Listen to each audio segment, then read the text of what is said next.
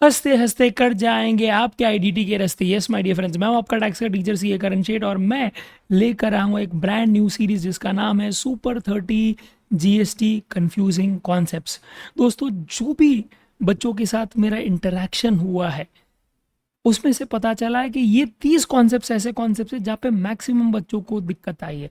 इसीलिए मैंने सोचा why not okay do one thing. जो मेरा एक्सप्रेस बैच है इंटर सीए के लिए जो मैंने निकाला है, जहाँ पे सिर्फ 30 आवर्स में मैं पूरा जीएसटी समझाता हूँ, उसका बेस्ट पार्ट है कि पहले मैं कॉन्सेप्ट समझाता हूँ, फिर उसका Q&A, concept Q&A, concept Q&A, concept Q&A. तो उसके स्निपेट्स ही क्यों ना डाल दूँ।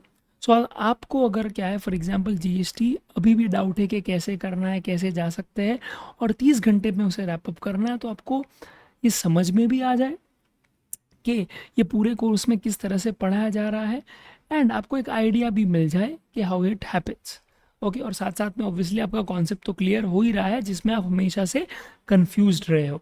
So keep this in mind very well, and all the very best. Friends is exclusion.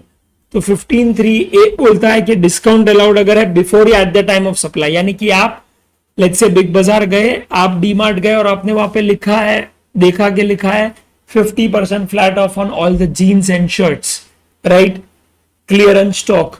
तो वहां पे आपको बार्गेनिंग करने की जरूरत नहीं है, आपको सीधा क्या है देख लेना है कि इनवॉइस में डिस्काउंट माइनस किया है कि नहीं। अगर किया है तो भैया पक्की पक्की बात है ओके कि आपने एज अ सप्लायर जो क्या है डिस्काउंट दिया है, उसको माइनस करने के बाद जो भी अमाउंट आता है वो नेट अमाउंट पे ही लगेगा जीएसटी।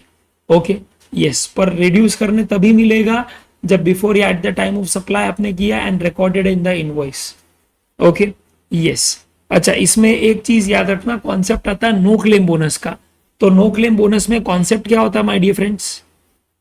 नो क्लेम बोनस में कॉन्सेप्ट यही होता है ओके कि मैं अगर इंश्योरेंस कंपनी हूं, तू अगर क्या पॉलिसी होल्डर है और तूने बेटा क्या है ओके एक स्टिपुलेटेड पीरियड ऑफ टाइम तक प्रीमियम ही भरा है, कुछ कवरेज नहीं लिया है, प्रीमियम ही भरा है, कुछ कवरेज नहीं लिया है, तो फिर उस केस में याद रखना माय डियर फ्रेंड्स, आपका ओके जो इनवॉइस आपको आएगा इंश्योरेंस कंपनी से वो नो क्लेम बोनस से कट के आएगा, ठीक है। एंड देयर बाय वो प्रॉपर डिस्काउंट है which is allowed under 15(2)(a) because वो रिकॉर्ड किया गया इनवॉइस में और वो अग्री किया गया eight the time of supply, ठीक है। यस, 15(3)(b) में बोला है डिस्काउंट इज अलाउड। अभी डिस्काउंट अलाउड है पर फॉलोइंग कंडीशंस पे ही डिस्काउंट अलाउड है। कौन सी है वो कंडीशंस दोस्तों? कौन सी कंडीशन है बोलो? सबसे पहला, ये डिस्काउंट अलाउ होना चाहिए आफ्टर सप्लाई, पर वो अग्री होना चाहिए at the time of supply. Recipient को अपना आईटीसी रिवर्स करना है and it should all be link to invoices. ऐसे रैंडम आप क्या डिस्काउंट नहीं दे सकते। बताइए, सबसे पहला condition, it should be agreed at the time of supply. दूसरा, it should be allowed after supply. तीसरा, recipient should reverse his ITC and it should all be link to an invoice. दोस्तों, तो ही क्या है याद रखना, डिस्काउंट आपको okay reduce करने मिलेगा एंड आपकी लायबिलिटी भी क्या है रिड्यूस हो जाएगी। Okay, perfect. अगर ये सब कंडीशंस मेट हुई तो okay, perfect. Did you all understand my dear friends? Yes. Limited deducted discount of 10,000 at the time of final payment which was not agreed at the time of supply my dear friends। तो यहां पे scene क्या होगा बताओ दोस्तों? यहां पे simple सी बात है, सीन यही होगा कि ये अग्री नहीं हुआ था eight the time of supply, तो भैया आज आपको ये रिड्यूस करने भी नहीं मिलेगा, तो आपको 15(3)(b) के तहत का बेनिफिट नहीं मिलेगा यहाँ पे, समझा? यस। नेक्स्ट क्या है?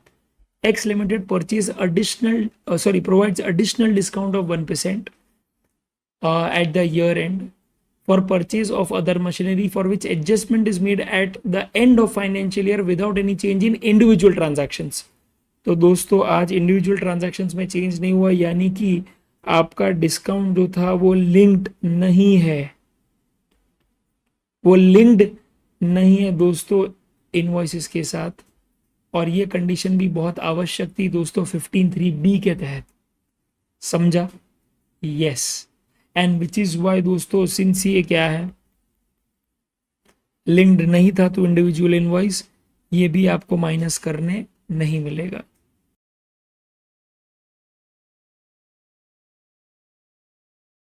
Now that you have seen the concept and also understood how it is applied in a Q&A, I hope आपका ये कॉन्सेप्ट अभी आपको कंफ्यूज नहीं कर रहा है, आपको और क्लैरिटी दे रहा है, राइट? और अगर ये कॉन्सेप्ट आपका सुपर क्लियर है तो प्लीज़ कमेंट कीजिए in the comment section, clear है बॉस, यस। अगर ये जेन्यूनली आपको हेल्प कर रहा है तो प्लीज़ कमेंट कीजिए और लाइक कीजिए माय डियर फ्रेंड्स, और अपने दोस्तों को शेयर कीजिए जो जीएसटी में अच्छे मार्क्स ना लाने के कारण टैक्स में एग्जेम्पशन नहीं ला पा रहे, right? All the very best, do well guys.